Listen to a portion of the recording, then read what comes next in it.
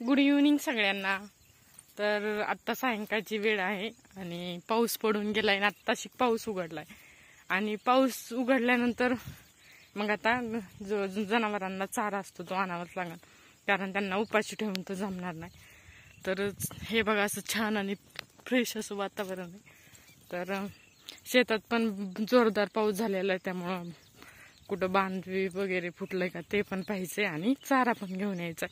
तर त्यासोबतच तुम्हाला पण हे गावाकडचं वातावरण म्हणजे सगळीकडेच आता शक्यतो पाऊसच आहे।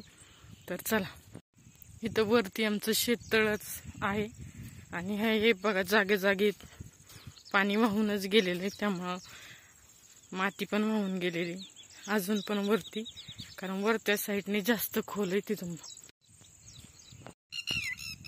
तर एवढा मोठा बांध होता तो, इतका म्हणजे बघा किती पाऊस झाला जोरदार।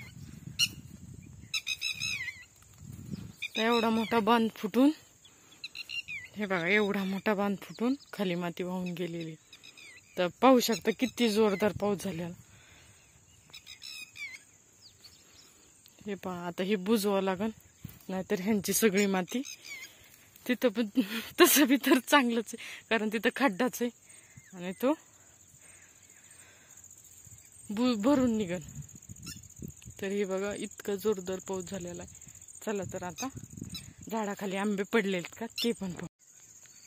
तर हे मागचं झाड दिसतंय का, तर ते उन्हाळ्यात सगळ्यात जास्त सुकलेलं होतं आणि याला त्याची पानं गळून गेलं। ह्या वर्षी म्हणजे आत्ता पाऊस पडल्यानंतर बघा त्याला किती नव्हती फुटली आणि हे चांगलं म्हणजे चांगलं होतं, जगन असं हे होतं, पण हे पूर्ण सुकलेलं की याची जगण्याची पण गॅरंटी नव्हती। पण हे पाऊस पडल्यापासून बघा त्याला सगळी नव्हती फुटली।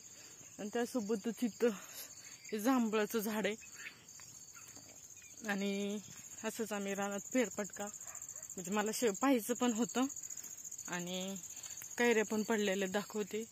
कैऱ्या तर काही पडल्या नाहीत, कारण झाडं काही एवढे मोठे पण नाहीत आणि वारं नव्हतं सुटलेलं।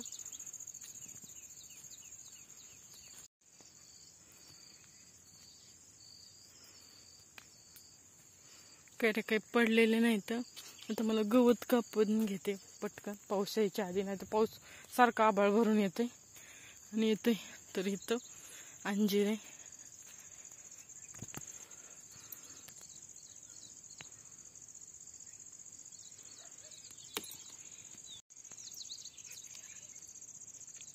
छान असे पिकलेले, आणि पिकलेले शक्यतो चांगलेच लागतात, नाही तर ते तुरट तुरट लागल्यावर वेगळेच चव देतो। हे पहा होते, तर हे बघा कसे उरलेत, हे कोण हे पक्ष्यांनी खाल्लेलं इकडं साईड। तर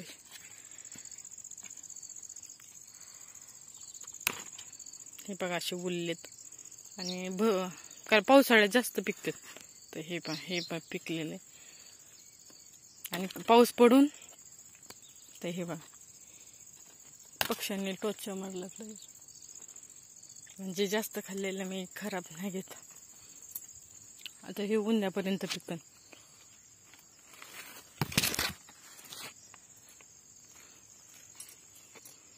हे उंद्या चांगलं पिकन। तर हे बघा असे उरलेत, पावसाने आपोआप तडकलेत का माहिती, पण कच्च आहे हे पिकलेले। ते बघा शिकाय, आणि मला या गिन्नी घास म्हणतो किंवा कांडी घास, तुम्ही काय म्हणता ते नक्की कमेंट करून सांगा तुमच्या इकडं। तर इथं एवढं गिन्नी गवत कापले आणि त्यासोबतच आपल्याला चहा टाकायला गवती चहा पण घ्यायचा।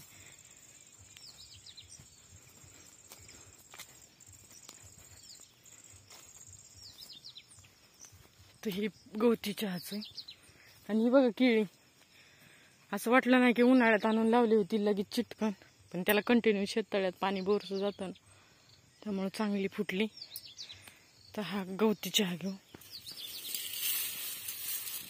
कापून घ्यावं लागेल। तर एवढा घेतलाय, कढीपत्ता बघा किती फ्रेश, सगळे झाडं बघा कसे छान झाले।